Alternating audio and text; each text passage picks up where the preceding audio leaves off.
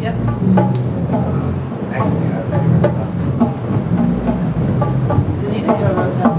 You know, Jody, baby. You know something cool about Joan Jett? She is very good at the stock market. Yeah, she has Avon stock. She has Snapple stock. Oh, She has like, gee, I really like this coffee. What's it called? Starbucks? I think they'll be big someday. She's invested in Snapple and Starbucks when they were just like little companies. What And is now Starbucks? Starbucks coffee. You'll know. You live in Atlanta, right? Yeah. Your first Starbucks just got opened here. Son, and soon they will be everywhere like flies. So she not only rocks, but she also stocks. So I said, Joan, if you come across any candy bars that you like, let me know. In Nashville, we had these huge hairdos, right, that we spent some serious coin on. And I had Loretta Lynn circa 1967. Jennifer had sort of a dolly, you know. Yeah, it was awesome. Susie had a flip, like very Tammy Wynette. Dee had like a kind of a Kitty Wells kind of look going on, even though her hair was purple. But you know, we walked out on stage. It was like the kids either loved it or they hated it, you know. And we are constantly walking that tightrope of like, you either love us or you hate us. And people, you know, I think last night they were hating us because we were beautiful, and that's always a problem with us because we are such striking, beautiful people and charming as well. I know. Being beautiful is really, it's like chains. It's a heavy burden. It's baggage. It's a heavy load. It's baggage. Serious baggage. Did you love Lollapalooza or hate it? It was rock and roll summer camp. Do you think it's doing its job as far as getting the issues across and people actually, or are they just coming to have fun and do things as part of it? That is the main issue, actually. We're talking about the kids at this party or get the message. You can do both. Well, Yeah. that's what I like to do. Okay. In this room, I'll just say in this very seat, in 1992, we had to reprimand one of our crew guys for driving the van too fast and blowing the engine after we told him, don't drive too fast. And he sat He here. did it twice. He blew did out it two twice. engines. And we, LA to Atlanta. And he had this problem that anytime he lied, the side of his mouth, his face would go to the side of his mouth, and he'd start going like this. And we didn't really realize it, so he's going, I wasn't going over 60. I swear to God. I swear those Ryder vans, they just, I don't know, they have shitty engines. I swear to God I wasn't going over 60. But And we we saw were- his facial tick and we were like, oh really now? Your lips tell it all, Hal. Sorry. And he went on to blow up 2 other vans on that tour, a total of 4. So that happened in this very room, the interrogation. This very of Sparky, the roadie. He also made Sassiest Road Boy of the Year in Sassy Magazine. Wow. Roadie. Cool. That's a cool time. And since then, that magazine's come way down the hill. Sassy loves us. They love us. Usually sexy. Actually, they wrote a scorching piece on us. They tore us to shreds, from what I understand. I didn't read it. I read it. Jennifer told me It not was to read really it. funny, but I told Anita not to read it. Because I'm such a sensitive person. Those things upset We me. must protect our Danita from all which is harmful. Because basically, I'm a basket case. Enter the basket case. Dun-dun.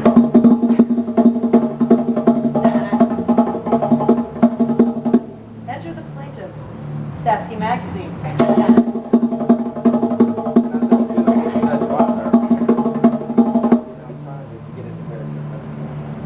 Well, you can be rusty. You know, you sure are cute, though, and that's what counts. You can be Doug Llewellyn. Yeah. I guess I could be. Nirvana. That's all you can say. Nirvana. Jimmy, Enter Nirvana. Yeah.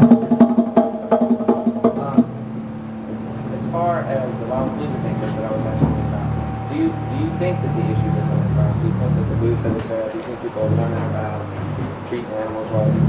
You know what? There was a Rock for Choice booth this year, and they sold a lot of T-shirts and a lot of knit caps, especially in Canada. And those Canadians love those knit caps, those hosers. But, so that's a good thing. And the issue of Tibet came up this year with the monks on stage, which is cool. Artists from Tibet booth. Artists from Tibet booth. But we spent most of our time at the Make Marijuana Legal booth because, you know, we know how to party. We know how to party and get a message across. There you go. On that note, I think we'll finish welcoming you to Atlanta here.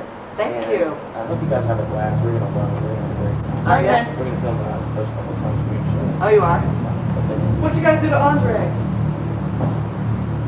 We didn't do anything. Well, no, I we've have done a an couple, idea. we have a couple small things that we did. But an ex-friend of ours did something really bad to Andre, and we felt responsible. That why I figured. Because we brought him Yes. in. Many reasons why he's an ex-friend. So you're not going to give us any details? Nope.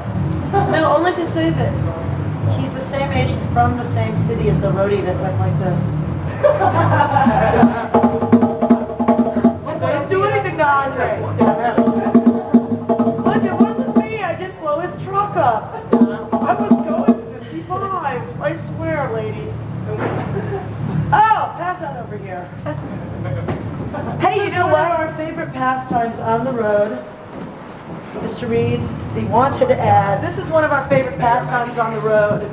Oh, God. Forgive me for my cheesy stage moves. I know there's a dairy nearby, and I'm really milking it, but we need down payment. Can you hear me talking?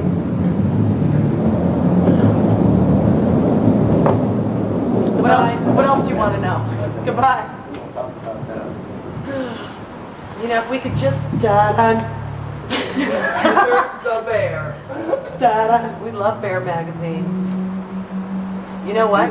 Well, should I tell them our secret about this? No. No? Fuck it then. Come on. Come on. All right. Only to the viewers of this That show. would be really weird because we've never told the secret to anybody. We've never told the secret. Drumroll, please. This is our roadie Sparky. Come on. Okay, here's the secret. All right. People ask us where we got the title Hungry for Steak, and it was from a classified ad in Bear magazine. But don't tell anybody that. And don't ever Because we ask. want it to be more of like a mysterious thing, but since you are cool enough to have Bear magazine here, Do you read drummer as well? I'm not a drummer. No, drummer's a... Oh, is it? No, because the reason that Bear is so appealing is for the hairy factor. I mean, you're lonely, you're out on the road, you're in your bunk, you're watching the scenery go by, and there's nothing like being able to open up a magazine and turn to a page about a story about a construction worker with his pants around his ankles and his tool belts still on. And we also have debates Can we privately. show this? Here, wait. And the big discrepancy in this magazine is like, you know, from the readers' letters, is if their centerfold was a bear or indeed merely a cub, because they didn't have enough hair. Like, so You're a cub. This is an example of a cub. This is a cub. No, he's not even a cub. He's like, he's not a boy. Yeah, future husband material. No, a cub would have like a mustache maybe, you know, but not the full beard. But anyway, we sit around and talk about if our roadies are cubs or bears. Brubaker, cub. He doesn't have enough hair. He's getting there, though. Oh, Danny Bear? Cub. They're all cubs. We don't have any Well, bears. they're cubs and we're the mama Okay, bears. Craig, our bus driver. There you go. Bear. Hello. Bob, the t-shirt guy. Cub bear. Well, I guess we've exhausted all of our favorite Yeah, we don't. topics. God, People's Court, and Bear Magazine. What else have we talked about? Oh, hairdos. We discussed some hairdos today. Let's talk about Tammy Wynette. Excuse me, I'm having a private moment. Oh, sorry.